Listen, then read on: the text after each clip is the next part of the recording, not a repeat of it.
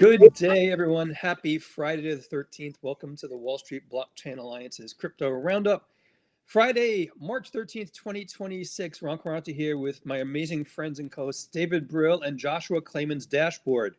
It is, Hang on. it is good to see you both. Thank you, everyone who's joining us on YouTube, LinkedIn Live, X, and whatever other platforms we happen to be on.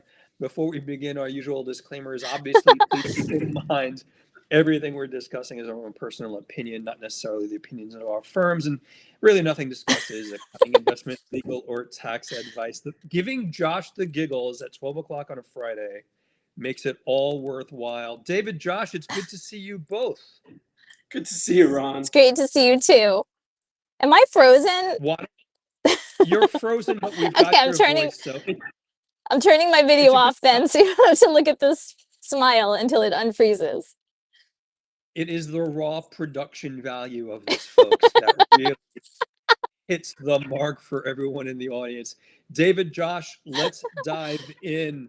David, I know the three of us text daily at this point, and I woke up this morning in my head thinking Friday the 13th, maybe we'll see a nice rebound. And I saw Bitcoin breaking 73,000. Even Shiba was up. Everyone was sort of feeling a bit better. Well, David, that didn't last.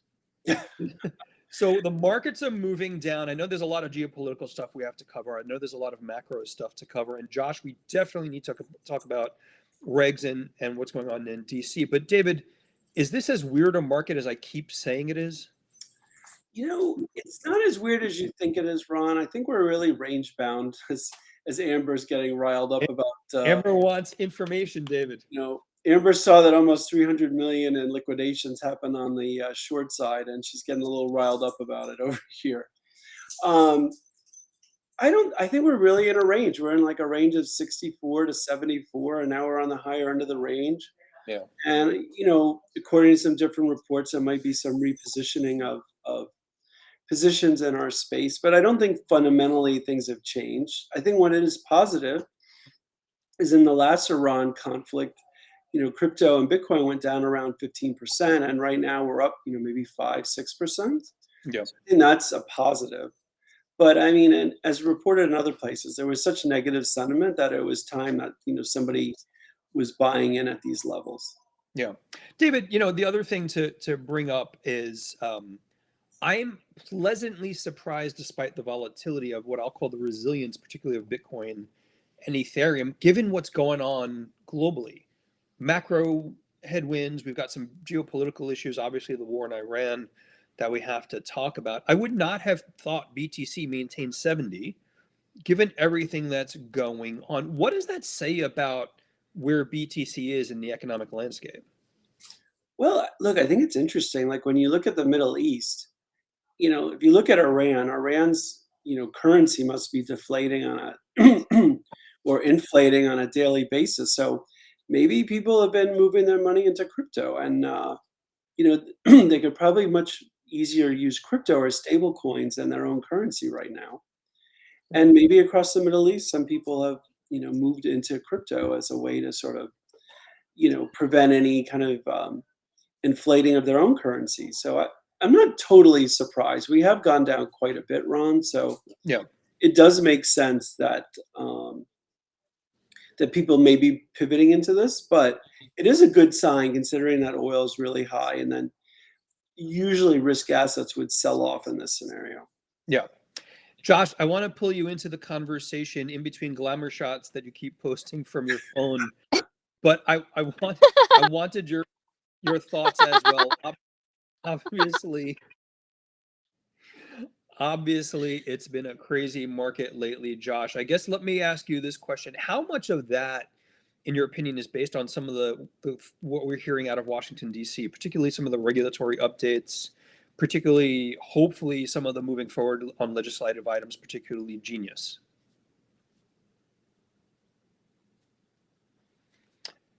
We might have lost Josh. I'll weigh in a little bit.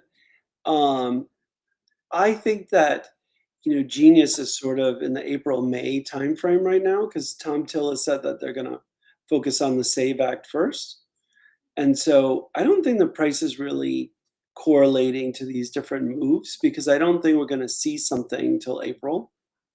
And it doesn't sound like to me that there's been a lot of movement Yeah. on the core issues. I mean, we've seen a lot of conversations back and forth. We've seen the White House weigh in on their view about the treatment of yield and stable coins, but I don't think there's been a lot of movement Mhm. um, on the core issues, or at least, I mean, I know personally, I know that there's a lot of conversations that are going on the Hill on this. Yeah. And I'll be in DC next week and have, fortunate to talk to some folks about this issue. Mhm. But, I think with what's going on both overseas and going on, with the SAVE Act being a priority, Yeah. um, I don't know that that's influencing price in a positive way. Yeah. And look, I mean, candidly, we've mentioned this in many broadcasts. We mentioned this in our regular conversations. I get that crypto and Genius Act and all the things we talk about in DC are important given the ecosystem we operate in. Washington arguably has other stuff on the plate as well, and sometimes this stuff doesn't rise to the level of importance we would have hoped. David, you mentioned April-May timeframe. Let me ask you this. Earlier in the year, I remember you and I talking and thinking, and we spoke to, shout out to Adam Goldberg, Yeah. and so many of our colleagues from the perspective of policy, where we thought, look, if we don't have a bill signed by January, February, it's not going to happen. Then it became February, March. Are we running out of time, David? Yeah, we are running out of time. We're not running out of time substantively.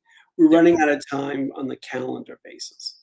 Yeah, literally the political calendar. Yes, and re-elections are starting, and there're just a lot of issues that are causing fault lines between the parties. So I think the closer we get to elections, the harder it is to get some bipartisan, uh, you know, work on something and get something passed. Yeah. Adam said that before. Other people have said that before, but echoing that, I think it gets much more difficult as the calendar moves on.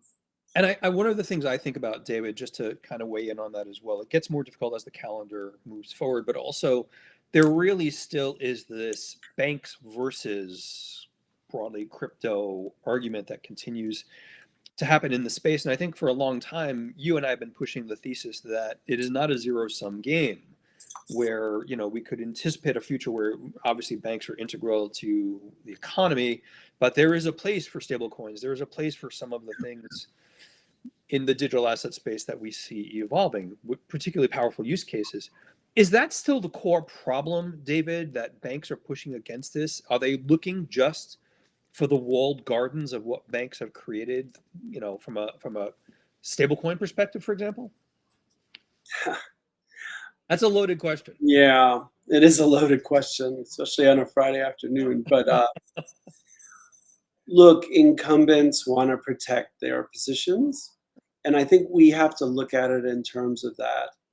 Um, I think there's just a lot of utility that we can get out of stable coins, and I do think that offering some kind of yield is beneficial to the public. Hmm. I think the parties have to find a way to compromise. Yeah. So look, there could be a strategy of sort of delaying this along until some of the traditional companies have a chance to sort of fully fill in their positions, and then so they can compete head on Hmm. as well. But unfortunately, this issue has been polarizing, and it's something that feels a little bit intractable. But maybe with the executive branch, we can find a resolution. Yeah. David, I don't think we're not getting Josh back yet. Apparently the Starlink in the Bentley isn't online. But, speak of the devil. Speaking of Josh Clayman somewhere in a Bentley. Josh, are you with us? I am. Apparently, right as you were posing the question to me, I went through an area with 0 bars. I count them 0. So I am back. Hopefully not a devil, but I'm back. You're not a devil, Josh. We will make sure the Starlink gets delivered to you soon. Josh, let me pull you into the conversation. David and I have been talking about kind of the landscape around how legislation moves forward. I think the other side of that, that I think is very important, and you talk a lot about this in our legal working group, the regulatory progress that's happening in the space. When I think about SEC, when I think about CFTC, when I think about the joint task force work that they're doing, Josh, is that a reason for optimism for the crypto markets? I think so. If I we mean, lost Josh again, I have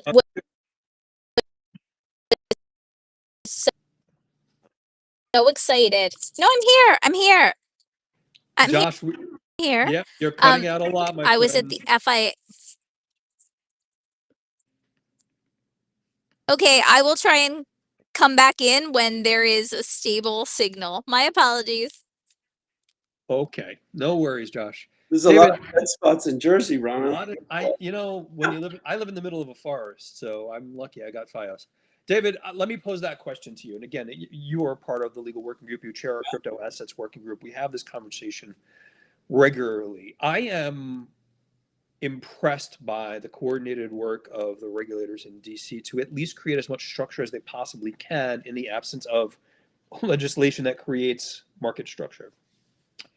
I had a conversation with a colleague earlier this week, and his perspective was they're overdoing it. Like there's too much leniency coming out of SEC and CFTC. And I hadn't thought about it that way, David. It might be a more provocative question than it should be. What's your perspective on that? Well, they were saying too much leniency about settling enforcement cases. Correct. Well, look, I think you really have to look at them individually, but I think the premise that a lot of these cases were based on classification cases, and if there's going to be a new classification regime, and one could argue that the previous one where people were being enforced against was vague and is unclear and really not nuanced the way that the law has transformed, then I don't necessarily agree with that. If they feel like there's more leniency on sort of the insider trading or kind of the fraud enforcement actions, that's another story. Yeah. But I think the classification ones, they need to be resolved because classification's in flux, and the judiciary definitely has a different view than the prior SEC chair. And I think accordingly, those cases that they brought, aren't as effective now. Yeah. David, we're planning our trip sometime later in early May to DC. We usually do it in March, but it's been a busy year so far. What do you anticipate from regulators going forward on some of this? And again, when we talk about the task force, when we talk about interagency coordination, I haven't seen a whole bunch of detail, but why is that sort of coordination important for the crypto space? Well, look, I think right now we kind of have this interesting reversal where we may have great coordination on the regulatory side and then less coordination on the legislative side. Yeah. Which is sort of very different than where we've been for a number of years. I just think it's important because you don't want two agencies that regulate the space coming up with different regulations that are, difficult to follow. If you're one entity and you get rules from the SEC and rules from the CFTC and they overlap or it's difficult to implement those, then it's problematic. So to see them work together, it's great. And I think it's consistent with the idea that, a government that serves the people should coalesce around that idea and collaborate. So I think this is a positive thing. Yeah. We've got a lot of voice of industry feedback that we'll bring to the conversation in May when we go to visit with the regulators. David, let me pivot if I could, and I'd love you and I to have the conversation. I've been saying weird economy for a while, and I know that's probably overstated. But when I look at market dynamics, and we haven't talked about data from the week, but I think it was GDP was up 0.7%. I think globally, widely rather, economists anticipated double that, 1.4%. Inflation held steady. When you look at the underlying trends around rates, when you look at the underlying economic activity, there's really two things that come to mind for me. One is geopolitical turmoil, which we spoke about, price of oil, et cetera. But it really brings me back to the Fed. And at the beginning of the year, there was a lot of conversation around we're looking at 4 interest rate cuts throughout the year. And every week it seems that the data comes out and supports that and then contradicts it the next week. Hence, weird economy. When do we become risk on again, David? Hmm. Well, look, these geopolitical situations are unique, Yeah. and they uniquely affect our economy. I think there's two things that are at play. One is, what is the extent of AI related white collar job losses? Yeah. Um, and where are those jobs? Are those people who are losing these jobs? Are they going to be able to go back into another part of the economy, or are they going to have to be retrained? So I think we're seeing more of those and significant ones. I think Oracle was like 15,000. Yeah. Amazon was 15,000, or, rounding. So I think you have that, and then you have these, the rising prices of oil, which personally I don't think will last very long. I Mm. think this is sort of, when you look at it, and I'm a history major, I'm not a geopolitics expert, but when you look at what's gone on between what Israel and the US has done to degrade Iran, this is the last card they have to play. Yeah. And I don't think that they have the ability to sustain this for a very long time. So yes, it's going to hurt. We've gone into some strategic reserves. Oil prices are going to be higher, but I've my sense is that in a month to 6 weeks, we'll see prices back to a Mhm. more normalized level, and it maybe even be quicker than that. Yeah. David, let me throw one more wrinkle in there to our analysis. And again, Okay. you text about this on a regular basis. Two words for you: private markets. And the challenge there that I see, and we could talk about Blue Owl, and I don't want to go down the road. It's really not part of the remit that we're doing here. How the challenges of private credit in that market are showing fractures, where they're stopping withdrawals. My argument is that private markets are a very different thing. How it's portrayed in media makes it look like we're heading for a new great financial crisis like 2008. Am I overreading what I see in the news? I think so. I mean, I do think it's a problem, and it's not good to see when the banks are limiting withdrawals. And I do think there will be, meaningful losses, Yeah. but nowhere on the scale that we had in 2007, 2008. Yeah. These loans are made to operating businesses, and there may be haircuts. Right. But a lot of these loans have covenants, and they're things that companies may have to give up, whether it be ownership interests or something else, depending on what's written into these loans. So Mhm. I do think it's a problem, but I also think it's more of a institutional problem and not a retail problem. Like, I don't think retail hasn't been able to invest in these products, and so I don't think they're going to feel it. It's just going to be, it's going to be, if you look at the P&L, there's going to be really high trading gains that the banks Yeah. have this quarter, and there are going to be some losses on these loans. So I Yeah. think it will play out in that way. So here's an interesting aspect to that, though, because we've seen it in hearings at the SEC, we've seen it in other forums, the retailization of private markets. I guess the question becomes, while we're starting to talk about that, private markets are starting to crack. What does that say about financial access, which you and I've really advocated for a long time? Boy, it makes it a little more complicated, but it doesn't change my view that individuals should have access to products and shouldn't be walled off unless they make an income threshold. Right. But I mean, again, not all products are meant for retail, and so we have to find that balance. Yeah. At the end of the day, people need to take personal responsibility for what they're investing in. Yes. And if something is opaque, if something is really complicated and you don't understand what it is, Yeah. then if you don't have discretionary income, it's probably not what you should be investing in. The Warren Buffett, if I don't understand it, I don't invest in it thesis. Yeah, and I mean, look, nobody's forcing anybody to push the buy button, There. So, I mean, you can hear about it, but if you're not really well versed in it, you really have to look in the mirror and be like, "Is this what I should be investing in?" Yeah, really good point, David. For everyone in the audience, thank you so much for watching us. We'll try to find out where Josh's Bentley is as soon as we can. And if you've got questions for David or I, please put them in the chat, LinkedIn, X, YouTube, try to answer them. And I did it again. I mentioned her name, and apparently Jo- Yes.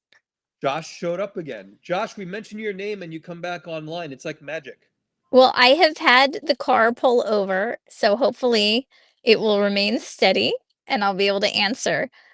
Shall I go back to the thing that you asked me about before, or have we moved on from there? We moved on to stuff that David is super smart about, but would love you to go back to that, and then we'll continue the dialogue, my friend. Sounds perfect. And my apologies for this. The Okay. perils of live action broadcasts. It's So raw production value. well, one thing I was super excited about earlier this week, I was in Boca Raton at the FIA conference. Yep. And so I had the pleasure of being in the audience when SEC Chair Paul Atkins gave his talk about substituted compliance and where he previewed the MOU that was coming out, that did come out this week. Um, while this has much broader implications than just our crypto space, I think this Mhm. idea and recognition that not only should we be thinking about, in what ways, I know our regulators have talked about, potentially speaking with other jurisdictions, perhaps the UK and others, to work towards finding, if not harmonization of laws, finding ways to have recognition of what may be fulfilled in other jurisdictions. And I think we've talked about this with the states, right? And to what Yep. extent should one state's laws be, recognized in another if they have certain licensing, which of course is the subject of much debate. I think here, this recognition and this working together of the CFTC chair and the SEC chair, both of whom, by the way, gave talks at the FIA conference. Yeah. Um, and express statement that yes, things like clarity is super important, and so is not having to jump through a bunch of hoops that are essentially the same hoops solving for essentially the same things at their core, Yeah. right? And trying to find ways to have, again, substituted compliance. I realize again that this is much broader than Yeah. just for the crypto space, but I think it's a move towards, just another step in a number of steps for why the US is poised to become a more attractive and is becoming a more attractive jurisdiction for clients in our space. Josh, for the audience, MOU, Memorandum of Understanding between the SEC and CFTC. My Yes. ignorance, Josh, and I'm not sure if we know off the top of our head, but has there ever been an MOU between the two regulatory agencies like that before? I believe that there have been. In fact, I believe, although I could be wrong, I believe that there have actually been MOUs between the SEC and the CFTC. I may not be right about that, but I do recall. So after Paul Atkins gave his speech, there was kind of a talk, an interview, kind of a fireside chat between one of the key folks at the FIA and Chair Atkins. And I Yeah. think one of the things that was mentioned, although I'm not 100% clear whether I heard this in that talk or whether I heard it somewhere else, but is that, why is this MOU different from other Hmm. MOUs that the SEC may have? And I just think this, yes, there may have been MOUs um, and every other letter of the alphabet, uh, between these agencies or among agencies. But what I really think here, one thing that was emphasized was that, look, Chair Selig at the CFTC, Mike, right? He was the Yep. chief counsel to the crypto task force. These people Yep. are aligned. Like there's an understanding, there is an alignment of perspectives. And I think, we don't just look at this MOU in a vacuum, but rather I Yep. think it's better to look at it in sort of the flow of all these other things that are happening. And it Hmm. is trying to break down these these silos and these barriers and this interagency competition. And I'm very excited about it. And by the way, like the energy in the room and Chair Atkins's energy when he was talking about this, I mean, it was really infectious. And I think yeah, I'm excited about it. Josh, really well put. Thank you so much. FIA is always a great event. David, weigh in on this as well because Josh made a really important point. Deeply involved and coordinated and aligned, I think was the word, Josh, you used. And one of the things we've seen from the agencies in the past, call it year and change, has been deeply knowledgeable, David. We've met with the task force, we've met in DC, and I want to add a couple of things to that as well, David. We talk about SEC, we talk about CFTC. Full disclosure, We've responded to FDIC notice of proposed rulemaking. OCC has put forward a really comprehensive notice of proposed rulemaking that directly impacts the crypto industry. David, is all of this good news? And Josh, would love you to weigh in after that as well. Look, I mean, this is what progress is. You have, rules and comments, proposed rules and comment periods, and we're getting that now. I think this is very positive. I think that, under the leadership of the executive branch, our legislature has taken a different view on where crypto sits in the financial ecosystem, and this is a byproduct of that. So I think it's positive.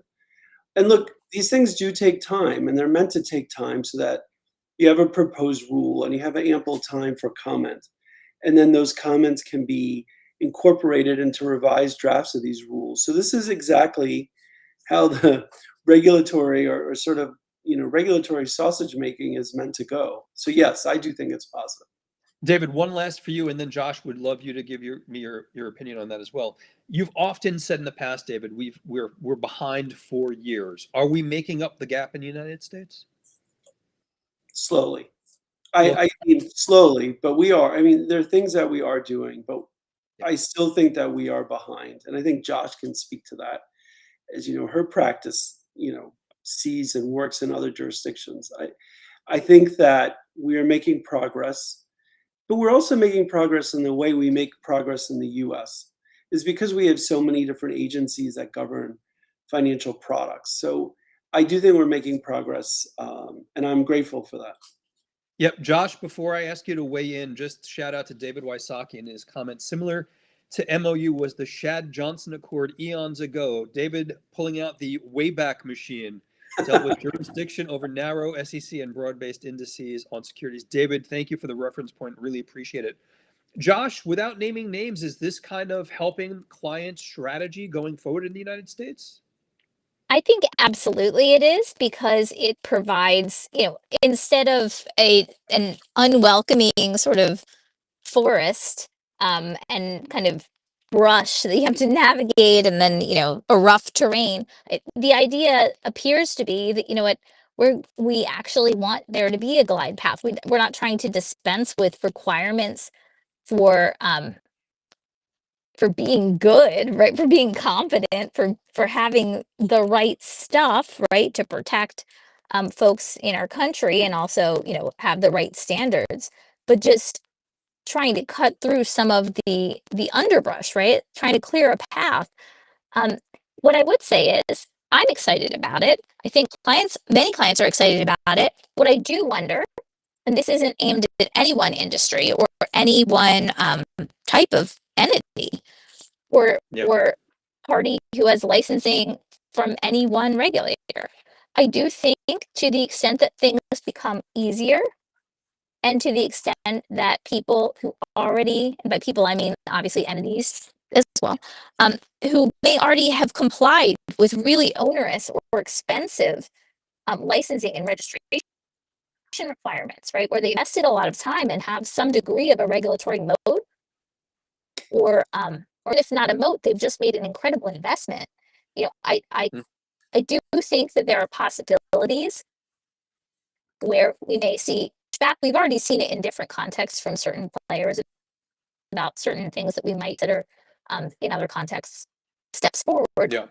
But I just think we have to remember as we talk about each week this idea that without the kind of market structure blessing of our agency's statutory authority to be dealing in this area, query whether any incumbents, again, from various industries, may end up, bringing suit or otherwise trying to, keep their advantage. Yep. Josh, I gotta apologize. Audio a little bit spotty there, but we got it. Really do appreciate it. David, let's wrap that up. And we've only got a couple of minutes.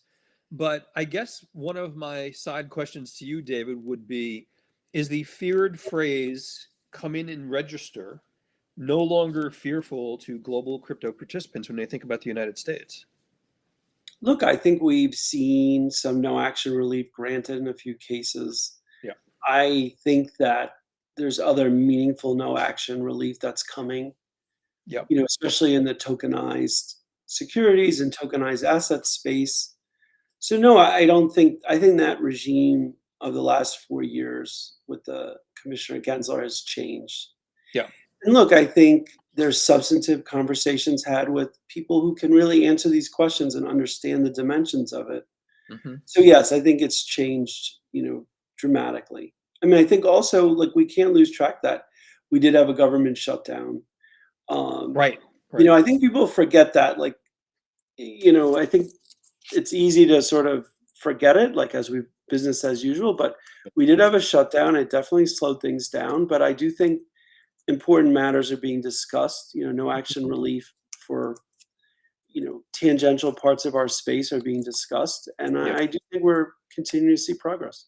Yeah, we've barely scratched the surface on tokenization. We'll probably have to dedicate a whole episode to it, David. And just for you and Josh, I know that TSA just opened this morning. When you've got the Gulf Streams, though, that's really not a problem for you, correct? Just to be clear. Well, Josh just streams runs through. Unfortunately, we have a number of private airports in South Florida, Ron, so it's just very easy. It's very easy to get on, David. I appreciate it. David, Josh, let me ask one last question. We're a little over time, and everyone's super busy. There's a lot going on. David, you and I and Josh, we all know that there's this ecosystem of investors and professionals that look at what I'll broadly call trademark listings. I'm going totally off script on you, David. You might have seen this. And someone pointed out that Wells Fargo filed a trademark for, I believe it's WFUSD. I think we all know where that's going, David and Josh, but I guess my question becomes, will everyone have their own stablecoin?